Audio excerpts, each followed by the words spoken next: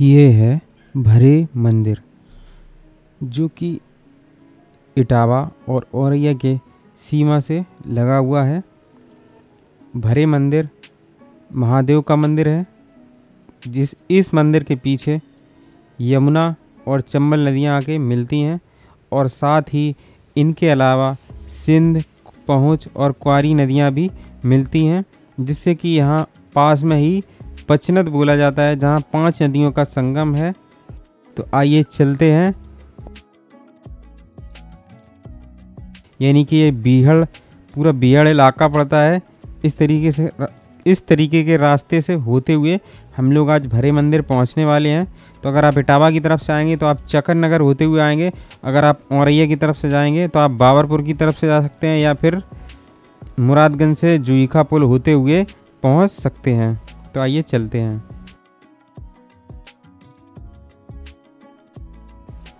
तो ये है वो मंदिर, यहाँ से आप देख सकते हैं मंदिर दिखाई दे रहा है। तो फाइनली हम लोग आ गए हैं भरे मंदिर पर। तो गाड़ी हमने पीछे पार्क कर दी है।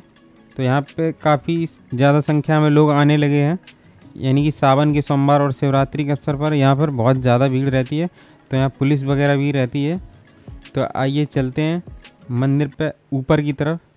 तो यहाँ पे मंदिर पर जाने के 2 रास्ते, एक तो आप सीढ़ियों से जा सकते हैं, दूसरा ये कुछ खड़े टाइप की चढ़ाई है, एकदम ज़्यादा खड़ी है लेकिन दूरी ज़्यादा नहीं है, तो आप चढ़ सकते हैं। तो चढ़ने में बहुत ज़्यादा मेहनत पड़ रही है। तो फाइनली हम लोग आ गए हैं ऊपर। तो ये रहा आपका भरे मंदिर, जहाँ पर आज हम लोग महादेव के दर्शन करेंगे। आइए इस मंदिर के बारे में बात करें तो ये महादेव को समर्पित मंदिर है, यानी कि शिव जी का मंदिर है। ये मंदिर काफ़ी प्राचीन है। तो यहाँ पर भरे के अंदर एक राजा हुआ करते थे, जिनका था नाम रूप सिंह। उन्होंने यहाँ पे शासन किया है। तो ये उनके काल से बना हुआ है, यानी कि उनके समय का बना हुआ मंदिर है। तो ये है मंदिर का शिवलिंग अंदर का, जो आप देख पा रहे हैं, काफ़ी बड़ा शिवलिंग है। और ये है नंदी महाराज, जो कि मंदिर के बाहर प्रतिष्ठित हैं। तो अगर आप इनके कान में कुछ अपनी बात कहते हैं तो निश्चित ही मनोकामना पूर्ण होती है, ऐसा यहाँ के लोगों का मानना है। तो और बताते हैं मंदिर के बारे में। इस मंदिर का कनेक्शन महाभारत के समय भी है। तो महाभारत में जो अज्ञातवास हुआ था पांडवों का, अर्जुन, भीम, नकुल, सहदेव और भी जो 5 लोग थे, उन्होंने यहाँ पे अज्ञातवास किया है। तो उस समय का ये मंदिर है। तो ये है मंदिर की कहानी। तो अब यहाँ से आप जो पीछे के साइड एरिया देख रहे हैं, यहाँ पर पीछे जो है यमुना नदी आई हुई है। तो यमुना नदी बहुत ही पतली दिखेगी आपको।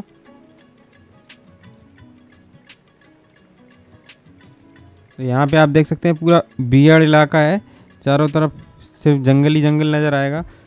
इसके अलावा अब आप जो देख रहे हैं, ये जो धार आई हुई है, ये जो बहुत ही पतली धार है वो यमुना नदी की है, और जो बड़ी वाली धार है वो चंबल नदी की है। क्योंकि चंबल नदी ज़्यादा चौड़ी होती है और यमुना यहाँ पे पतली आई हुई है। लेकिन यहाँ पे मिलने के बाद यमुना नदी का जलस्तर बढ़ जाता है, जो कि औरैया पहुँचते पहुँचते 5 नदियाँ मिल जाती हैं। तो यमुना का जलस्तर काफ़ी बढ़ जाता है।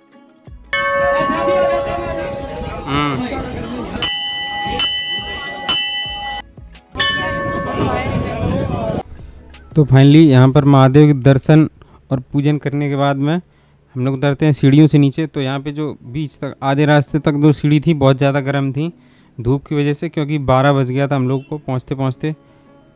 तो आधी सीढ़ियाँ पार करके हम लोग इधर साइड से आ गए, जिस साइड से चढ़े हुए थे। तो यहाँ पे एकदम ढाल है, काफ़ी ज़्यादा ढाल है। तो यहाँ पे स्पीड से हम लोग पहुँच जाते हैं नीचे की तरफ। तो यहाँ पे काफ़ी सारी दुकानें भी लगी रहती हैं यहाँ पे। तो इस मंदिर पर भीड़ तो रहती है, लेकिन दर्शन करने के लिए आपको ज़्यादा भीड़ का इंतज़ार नहीं करना पड़ता है, जल्दी आप दर्शन करके जल चढ़ा सकते हैं। तो यहाँ पे बहुत सारी दुकानें अब लगने लगी हैं मिठाइयाँ की, और ये जो भी सामान ये लोग बेचते हैं इस तरीके का। तो बहुत सारी दुकानें, पहले बहुत कम भीड़ हुआ करती थी, अभी 4-5 सालों से यहाँ पे बहुत ज़्यादा भीड़ होने लगी है। तो यहाँ पे पुलिस भी रहती है सिक्योरिटी के लिए। यहाँ पे देख सकते हैं आप, जो इटावा जनपद की पुलिस यहाँ पर लगती है। तो चलिए चलते हैं हम लोग यहाँ से चलेंगे।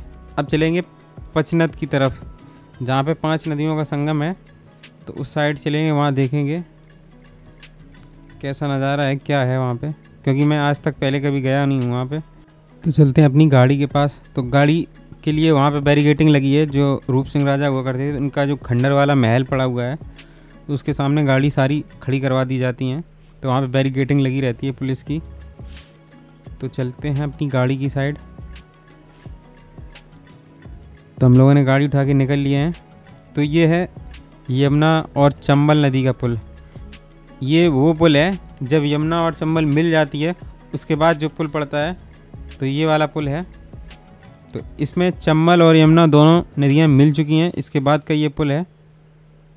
अब इसके आगे चलेंगे। तो दोस्तों अभी हम लोग मौजूद हैं पचनदे पर। तो यहाँ पे इस साइड से आप जो देखेंगे, इस साइड से जो 3 नदियाँ आती हैं, सिंध, कुंवारी और पौंछ। तो यहाँ पे आप देखेंगे इस तरफ से जो धार आ रही है सिंध, कुंवारी, पौंछ, इसमें 3 नदियाँ हैं। और फिर इसके बाद यहाँ पे बना हुआ पुल। तो पुल को जब क्रॉस करके इधर आएंगे इस साइड, तो ये धार इधर निकलती है। तो यहाँ पे ये आपकी जो नदी है सिंध, कुंवारी और पौंछ। और इसके अलावा जो सामने से वो धार आपको दूर दिख रही है इस वीडियो में, तो वो जो भरे मंदिर के पीछे से जो नदी बहती हुई नज़र आती है, ये वही नदी है जिसमें कि यमुना नदी का पानी रहता है और चंबल नदी का पानी। इसीलिए इसका पानी थोड़ा सा साफ़ है उस साइड का। और यही वो पॉइंट है जहाँ पे ये सारी नदियाँ मिलती हैं। तो 3 नदी इधर से मिलती हैं जाके, और 2 नदियाँ वहाँ पे मिलती हैं जाके। तो इस तरीके से यहाँ पे पचनद बनाया हुआ है। तो वहाँ पे ये जो धार जा रही है आगे की तरफ, इसमें 5 नदियों का संगम होता है, इसीलिए इसका यहाँ पे नाम रखा हुआ है पचनद। ये पूरा एरिया है जो नदी का एरिया है। तो यहाँ पे जब भी मेला लगता है तो यहाँ पे यही इसी जगह पर मेला लगता है।